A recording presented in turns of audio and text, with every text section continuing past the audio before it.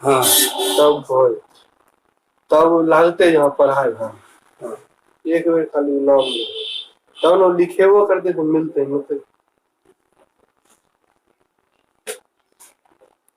कहाँ कोई भैया 5-10 मिनट हो जाते। हाँ रिकॉर्ड हो रहा है साइड से नंबर जुटू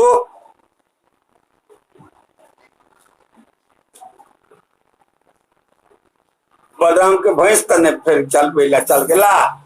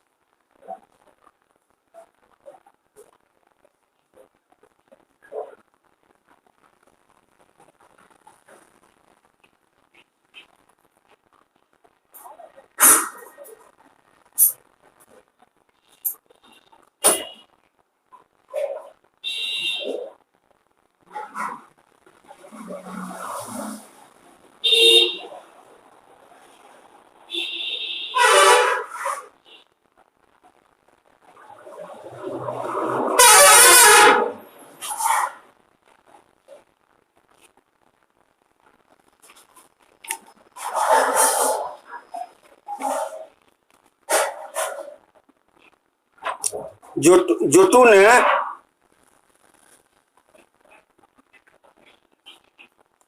हाँ हाँ कनिको काल जुट ने जाओ ओ बहुत का रिकॉर्डो ने भेले तो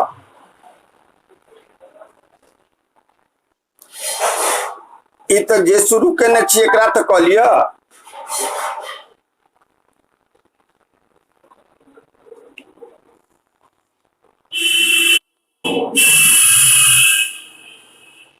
बलराम जुटला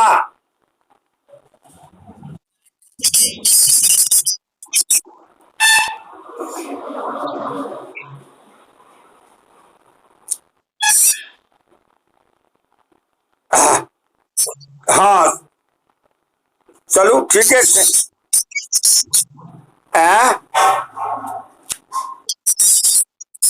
कथी मन अर्जमा नाम के सूर्य के पर्यायवाची शब्द छन अर्जमा। हाँ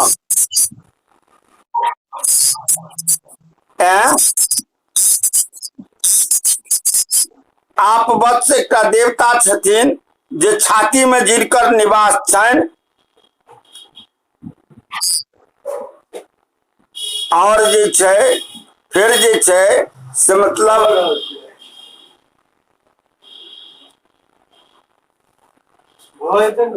हाँ और सत्यादि देवता छथिन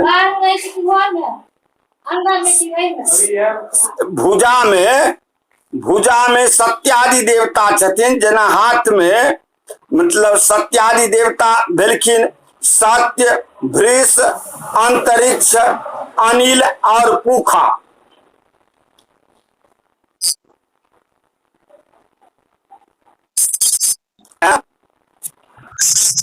कथी माने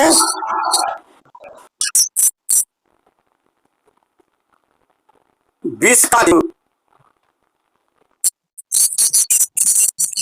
हाँ हाँ जे छन देखियो देवता के नाम छियन देवता के नाम छियन अनेक देवता छथिन।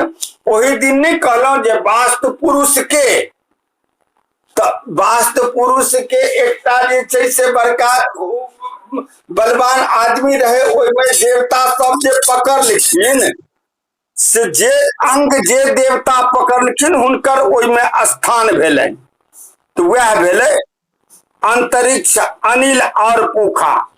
हाथ में छथिन वितथ यानी बृहत्क्षत वितथ और बृहत्क्षत।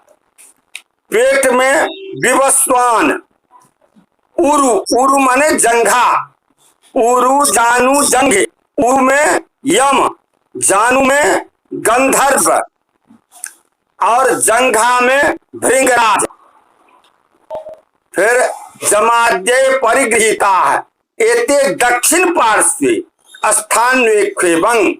अब वाम पार्श्वस्था आ वाम भाग में छथिन सब अंग में, जना वाम में वाम स्तन में पृथ्वीधर भेटे, नेत्र में दिति, कान में अदिति, छाती में भुजग, कंधा में सोम, बाहु में भल्लाट,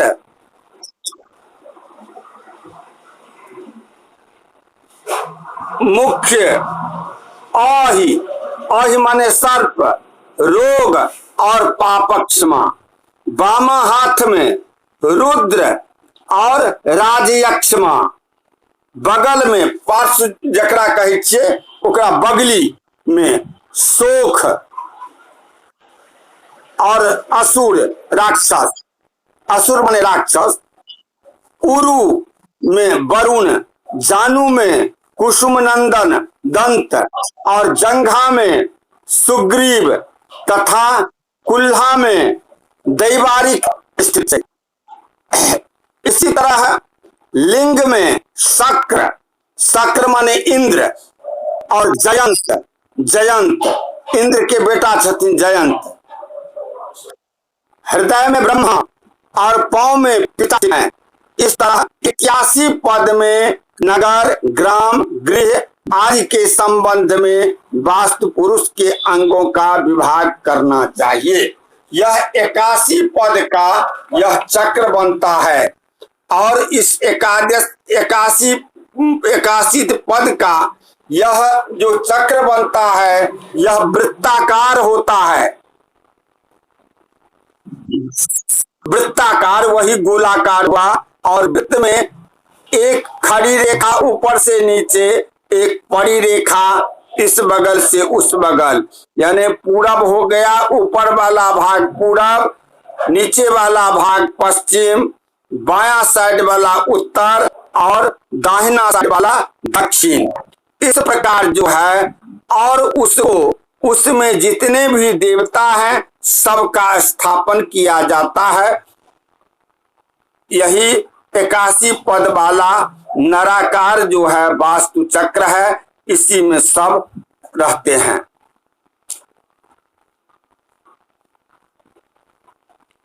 और इसका 81 पद वाले त्रिभुजाकार भी नराकार भी क्षेत्र है जिसमें 5 त्रिभुज बनाए जाते हैं।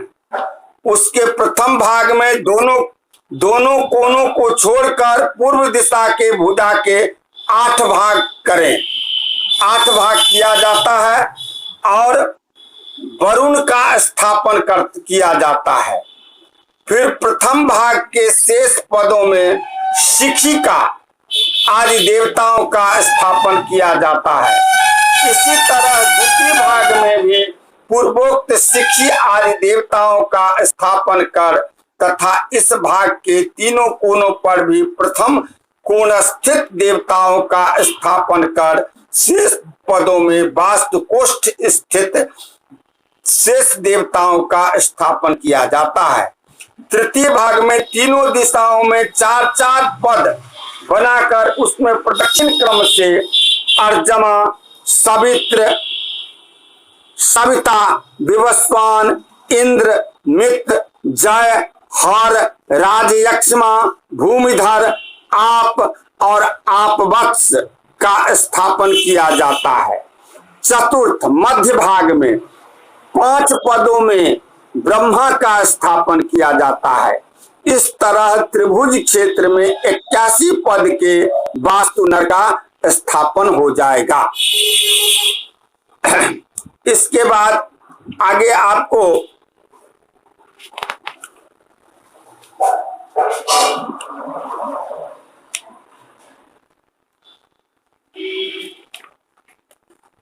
चौसठ पद वाले वास्तु नर का स्थापन क्रम है।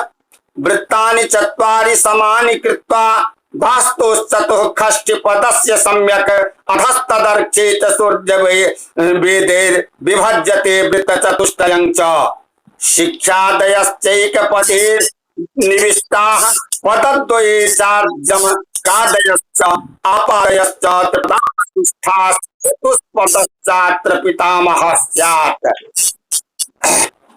प्रथम वृत्ति के अब कहते हैं, क्योंकि इसमें 64 पाद वाले जो वृत्ताकार वास्तु नर क्षेत्र में समानांतर 4 वृत्त बनाकर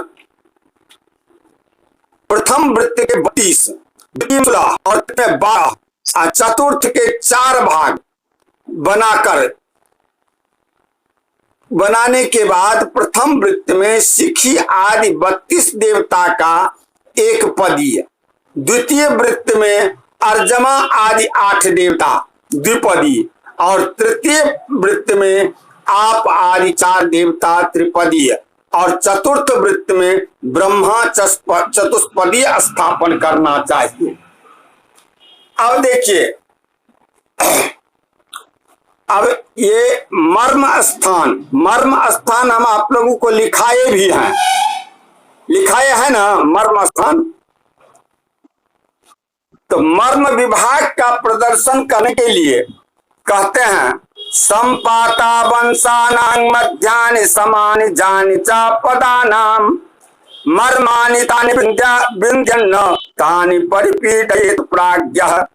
पदों के ठीक ठीक संपाता वंशानां मध्यानि समानि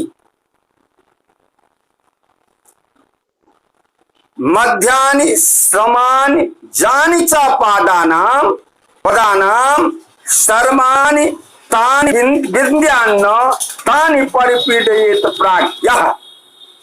अब कहते हैं कि पदों के ठीक ठीक मध्य स्थान में वंशों कोण से कोण सूत्र मिला लेना है। एक कोण से लेकर के दूसरे कोण तक सूत्र को बैठा देना है, थोड़ा भी इधर से उधर नहीं होना चाहिए। और परस्पर को संपात हो, उसके मर्म स्थान कहते हैं। अब दूसरे कोण से दूसरे कोण को मिला देंगे, उसमें जो परस्पर संपात बिंदु होगा, संपात माने एक दूसरे का मिलन होगा, वही मर्म स्थान कहलाता है। मर्म स्थान कौन कहा गया, समझ गए कि नहीं समझे? संपाता पदों के, देखिए सब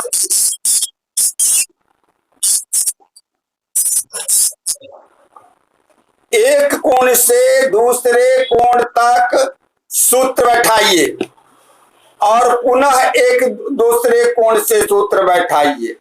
वो कोण में दोनों में जो संपात बिंदु होगा, यानी जो मिलता है जहां, वही उस स्थान को मर्म स्थान कहते हैं। समझ गए? यहां आचार्य ने वंश और रज्जु का विभाग नहीं किया है, अतः प्रसंगवश वास्तु विद्या में कथित विभाग को यहां लिखा है। तो वो चलिए, अब पीड़ित मर्म स्थान का फल कहते हैं। यह जो है मर्म स्थान अगर पीड़ित हो तो उसका फल, ये मर्म स्थान अपवित्र, तान्य सूचि तानि असुचि यानी अशुद्ध हो, भांड किलस तस्माद्य और पीड़ितानि शल्यश्च भर्तुस्तत्तुल्ये पीड़ा भंगे प्रयच्छन्ति। ये मर्म स्थान अपवित्र भांड माने क्या होता है, घड़ा या मट्टी का जो है बर्तन आदि वस्तु, किल माने लोहा का कांटी, खंभा आदि, पाखान माने पत्थर आदि, और शस्त्रों से पीड़ित हो तो तत्तुल्य अंग में गृह स्वामी को पीड़ा होती है। तानि असूच भांड किल स्तंभाद्ये पीड़ितानि शल्यश्च गृह भर्तुस्तत्तुल्ये पीड़ा मंगे प्रयच्छन्ति। जिस अंग में यह प्राप्त हो पीड़ित मर्म स्थान, वह वास्तु नर के जो घर बनाने वाला है, जो उस जमीन पर घर बनाता है, उस गृह मालिक को, उस अंग में गृह स्वामी को कष्ट होता है, पीड़ा होता है। अब शल्य ज्ञान का प्रकार कहते हैं। आप लोग जाइएगा, कहेगा कि चलिए ज्योतिषी जी हमको जो है थोड़ा घराड़ी देख देने के लिए, तो उसमें शल्य का ज्ञान कैसे किया जाता है वह कहते हैं। कंडूयते जतंगं भर्तुर्चत्र राहुत्याम अशुभं भवे निमित्तं विकृतिर्वाग्नेः वाग्नेः सौशल्यं तत्। अब कहते हैं जो कंडूयते जतंगं गृह भर्तुर जत्र वाम राहुत्याम अशुभं भवे निमित्तं विकृतिर्वाग्नेः सौशल्यं तत्। अब विकृतिर्वाग्नेः, हवन के समय अथवा प्रश्न काल के समय गृहकर्ता यानी गृह के स्वामी जिस अंग को सहलाते हुए, खुजलाते हुए आपसे प्रश्न करे कि ज्योतिषी जी देखिए कि इसमें शल्य है या नहीं है, समझे? क्या समझे बताइए? हाँ, जिस अंग को किसी आदमी को कोई आता है ना तो ऐसे ऐसे भी करता है, आवाज नहीं करता रहता है, जैसे अभी मक्खी मार रहे हैं, आप पढ़ते भी हैं। तो ऐसे ही जो है कोई आया आपसे पूछने के लिए कि ज्योतिषी जी देखिए तो हमारा इस जमीन में हड्डी है या नहीं है तो कहाँ है। तो जिस अंग को वो सहलावे, खुजलावे या अथवा जिस देवता को आप हवन के समय में आहुति देते हो, उस समय में यदि अगर अशुभ मतलब बात करते, जैसे मतलब छींक, रोना, चिल्लाना, हवा छूटना, अशुभ शब्द बोलना हो, तो उस समय में उस अंग के निमित्त उसमें शल्य कहना चाहिए। अगर कोई हाथ कुड़ियाता है तो कहिएगा आपके इसमें जो है एक मनुष्य के हाथ का हड्डी है, समझ गए? यही है। अब इसको ठीक है, कोनो बात नहीं। तो अच्छा ये कहूँ पहिल घंटी में ये पढ़लो है वो क्या पढ़े हैं? केसवीय जातक। तो केसवीय जातक में क्या पढ़े हैं? केसवीय जातक, बस अब ये भूल गए। जुग्मा जुग्म बल, जुग्मा, हाँ जुग्मा नहीं, जुग्मा जुग्म बल, हाँ तो उसको स्मरण करके रखना है। और जितना वास्तु में पुरुष वास्तु प्रकरण में बृहत् संहिता में 59 श्लोक तक ये हैं, उसको पूर्ण तरह देख करके कल आना है।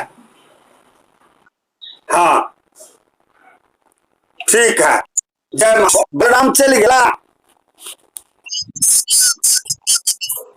अच्छा और कहाँ था वकील साहब? अच्छा आंख बगल में था। अच्छा ठीक है, ठीक कोनो बात नहीं।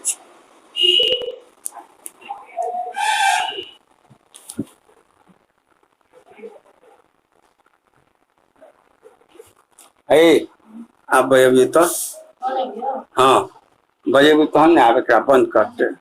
स्वामी स्वामी कनी अमन भैया के सोच पारिया तू पूरे सा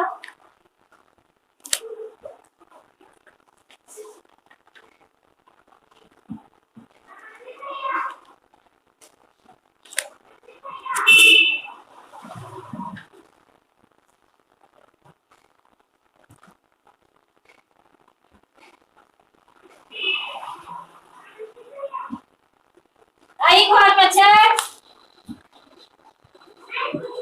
हां वही घर में छे एक में रहै छे और के अपन है छे बेटी जाके कनी बजा दियो हमर हाथ लागल है भैया हम अपने कहै छियै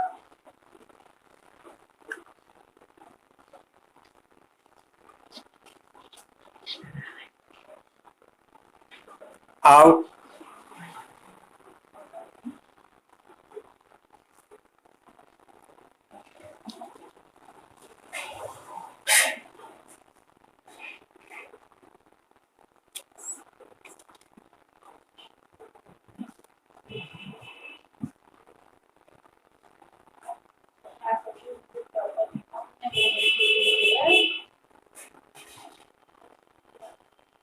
किछो नहीं बुझे के